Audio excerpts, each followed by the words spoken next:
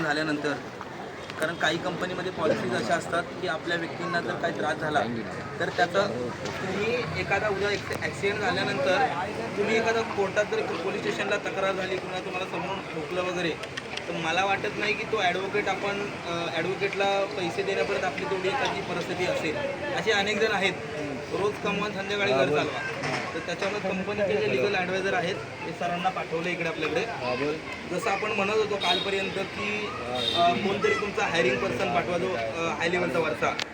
तर ते शुभम आणि जे आहेत त्यांच्यावरचे जे सर आलेत त्यांच्याकडे आपल्या ज्या मागण्या होत्या प्रमुख मागण्या तुमचा प्रॉब्लेम होता इन्सेंटिव्ह बरोबर आहे. मेन इन्सेंटिव्ह तुम्ही बघत होता की इन्सेंटिव्ह तुमच्या याचे ऑर्डरचे पैसे 15 रुपये 20 रुपये तुम्हाला भेटतात बरोबर आहे. पण तो इन्सेंटिव्ह पहिला तुम्हाला जास्त होता आणि अचानक कमी झाला. म्हणजे तुम्ही बघताय कशामध्ये की मला इन्सेंटिव्ह भेटतोय त्याच्यामध्ये माझं पेट्रोल निघतंय बरोबर आहे. जो प्रॉब्लेम झाला होता तो प्रॉब्लेम आपण त्याच्यावर आज सोल्युशन काढतोय आणि त्यांनी तसा शब्द दिला. आता काय काय झाले सांगतो. मला वाटते तुमच्या 9 ऑर्डरला 175 160 155 समथिंग भेटायचे म्हणून मला वाटतं पेट्रोल 109 रुपये. मग त्याच्यामध्ये ते भागून जायचं. 10 ऑर्डरला कमीत कमी 1 ते 1.25 लिटर पेट्रोल लागते. मग तुम्हाला जर 60 रुपये भेटल्यानंतर तुम्ही 65 रुपयामध्ये काम करणार आहात का. तर इव्हन तुम्हाला जर 15 रुपयाची ऑर्डर मिळते तर तुमचा बोनसच आहे मेहनतीची. तो त्यांच्याकडे मागण्या अशा होत्या. याच्यामधले अनेक मुलं असे आहेत मी थोडं स्पष्टच सांगतो की काही लोक पार्ट टाईम काम करून येतात पार्ट टाईम करतात कुठे जॉबला जातात. ते आले की चल मी ID लॉग इन केले तिकडे जातो तिकडे आल्यानंतर 2 पैसे 100-200 कमवतो ना संध्याकाळी माझी दिवाळी दसरा चालला. असे अनेक जण आहेत वाईट वाटून घेऊ नका. तर त्याच्यामुळे त्या नालायक लोकांमुळे चांगली मेहनत करणाऱ्या मुलांचं नाव खराब होतं. सो त्यांच्याकडे लास्ट टाईम असं झालं होतं तुमच्याकडे काही लोक आहेत मला वाटतं कुठे गेले ते मोहम्मद भाई ते असतील अजून काही वयस्कर लोक आहेत की ते 250 ते 240 ऑर्डर मारतात. मग त्यांना काहीतरी पे आउट मला वाटतं 11-12 हजार रुपये येत होतं 10-11-12 हजार.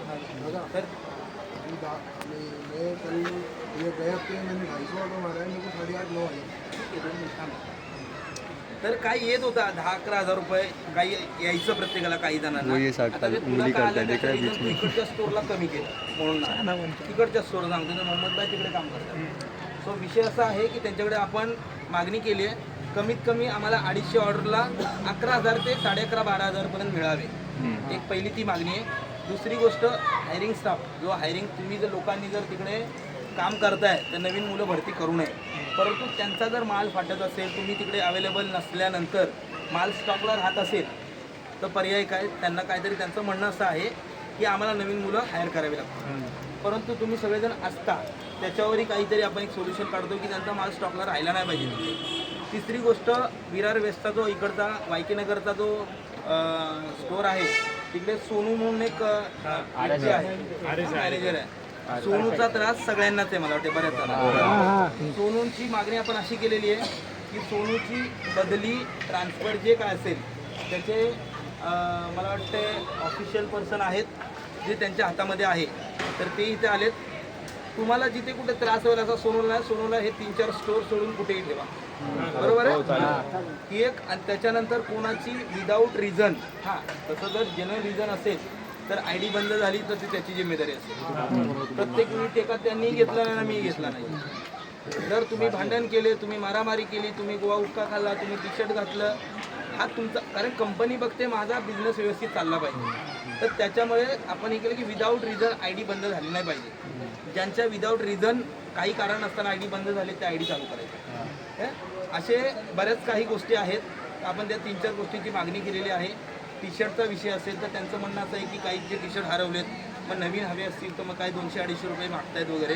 तर सो मला तरी वैयक्तिक वाटतं की एखादी गोष्ट ऑलरेडी तुम्हाला दिली होती आणि दिल्यानंतर ते आता हरवले खराब झाले तर माझं टी-शर्ट फाटले म्हणजे मला नवीन घ्यावं लागेल दुकानातून तर पैसे द्यावे लागतात. सो 200 रुपयाचा 250 रुपयाचा काही विषय त्याच्यावर आम्ही चर्चा करतोय. काय 100-150-200 रुपये झालं रिटर्न कोणाला हवा असेल तर हे सगळे मुद्दे जे आहेत आपण त्यांचे लिगल ॲडवायझर जे सर आलेत त्यांच्याकडे मांडलेत. त्यांनी आपल्याला सांगितले त्या गोष्टीवर आता तुम्ही म्हणाले इन्सेंटिव्हचा विषय तर त्या बाबतीतही जे आहेत ते कंपनीशी चर्चा करून आपल्याला 3 दिवसामध्ये सगळ्या आपल्या मागण्या त्यांच्याकडे लिखित दिलेल्या आहेत. 3 दिवसामध्ये रिझन ऑन रायटिंग देणार आहे. ह्याच्यात जर आपल्याला 3 दिवसात जर आपल्याला उत्तर नाही आलं तर पुढचं पाऊल आपल्याकडे काय आहे ते फक्त तुम्ही एकत्र सगळे राहा. जे काय करायचं ते आपण सगळं करूयात. बाकी आपण पोलीस स्टेशनला पत्र दिलेले आहेत आणि सर तुम्हाला माझी विनंती आहे सर्वांसमोरच की तुम्ही आलात हायर पर्सन म्हणून तुमच्याकडे बघून आणि वेल एज्युकेटेड समजदार व्यक्ती म्हणून इथपर्यंत हे मागण्या मान्य केलेल्या आहेत जे आम्ही तरी ठेवले. तर तुम्ही ह्याच्यावर योग्य ते निर्णय घ्याल. त्याच्यामुळे आपण 3 दिवसाचा तुमचं काय नाही इन्सेंटिव्हचा सब्जेक्ट मंडे टू मंडे असतो. आजचा मंडे गेला जे काय कळायचं तुम्हाला पुढच्या मंडेलाच कळेल. रिझन आपल्याला 3 दिवसानंतर येणार आहे कारण कोणती गोष्ट लगेच होत नाही. तर तुम्ही आत्तापासून जसे सकाळ एकत्र राहिलात तसे आत्तापासून तुम्ही कंपनीत जावा. ऑर्डर चालू झाल्या तर ऑर्डर मारायला सुरुवात करा. ह्या आठवडाभरात 3 दिवसात आपल्याला उत्तर काय येते ते बघू. नाहीतर पुढचा आठवडा आपल्या हातामध्ये आहे. बाकी काय करायचं मी डिसिजन मी घेतो. फक्त नाही कसं आहे ना माझं एक म्हणणं आहे आता आहे महिन्याचा लास्ट आठवडा आमच्या सगळ्यांचे EMI येणार आहे. 2 तारखेला सगळ्यांनी गाडी घेतली का नाही EMI येणार आहे सर.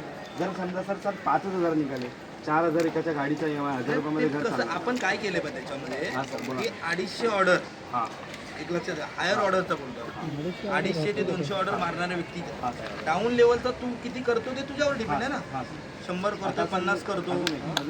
माझ्या स्टोरला फक्त 900 ऑर्डर ते 1,000 ऑर्डर पडतात. आमच्या इकडे 1,000 पण नाही पडत. आमच्या इकडे रायडर्सची काउंटिंग आहे 120 रायडर आहेत आम्ही. तर कोण 250 ऑर्डर मारणार मला कॅल्क्युलेशन करून सांग मला. तुम्हीच तो एक गणित लावा कारण की माझ्या स्टोरला ऑर्डर नाही तेवढे नवीन स्टोर आहे सर. मी काय सांगतोय तुम्हाला फक्त एवढा आठवडा ठीक आहे. तुमचे सगळ्यांचे प्रॉब्लेम तुमचे जसे प्रॉब्लेम आहेत ना गाड्या घेतल्या EMI आहेत सगळे विषय तसे त्यांचेही काहीतरी प्रॉब्लेम जसे आपण स्ट्राईक केले मग क्रिएट झाले आणि आज आपण स्ट्राईक केलं म्हणून हे सगळे प्रश्न बाहेर निघाले. जर तुम्ही एकत्र आलं असतात ना तर हे काही झालं नसतं. आत्तापासून तुम्ही कामाला लागा. 3 दिवसात आपल्याला उत्तर येईल. 3 दिवसात जे काय उत्तर येईल ते पाहूया. समाधानकारक असेल तर काम करूया नाहीच तर आपण आपल्या मार्गाने जाऊया. त्यासाठी मी तयार आहे. बाकी कोणाला तिथे लिगलपर्यंत जायचं आहे काय केसेस करायचे आहेत त्यासाठी मी तुमच्यासोबत आहे. तुम्ही आत्तापासून काम चालू करा. हां आत्तापासून काम चालू करा. 3 दिवसात तर मी काय मला शिकवायला असेल तर बघेन नसेल तर पुढचा आठवडा सगळ्यांनी आपण नालासोपारा ब्रांच इकडे त्यांनी पोलीस स्टेशनला पत्र दिलं आहे. मगाशी मी PIला भेटून आलेलो आहे. माझं सगळं पोलीस स्टेशनला बोलणं झालं आहे. साहेब आले त्यांच्याशी बोलणं झालेलं आहे. तर त्याच्यामुळे पोलीस टेन्शन घेऊन ह्या आठवड्यामध्ये तुम्ही काम पूर्ण करा. जे येईल ते आपलं म्हणायचं. बाकी ह्या लोकांना कशा आपल्या मागण्या मान्य करून घ्यायच्या. जर यांनी ज्या मागण्या आपल्या मान्य नाही केल्या तर बाहेरचा एकही हायर पर्सन आपल्या तिकडे हायरिंग करून द्यायचा नाही. एक लक्षात घ्या ही जबाबदारी तुमची. ओके तुम्ही आत्ता काम चालू करा. बाकी 3 दिवसानंतर मी आपला जिगर आहे अजून बाकी काही 2-3 जण आहेत माझ्या कॉन्टॅक्टमध्ये शंकर आहे.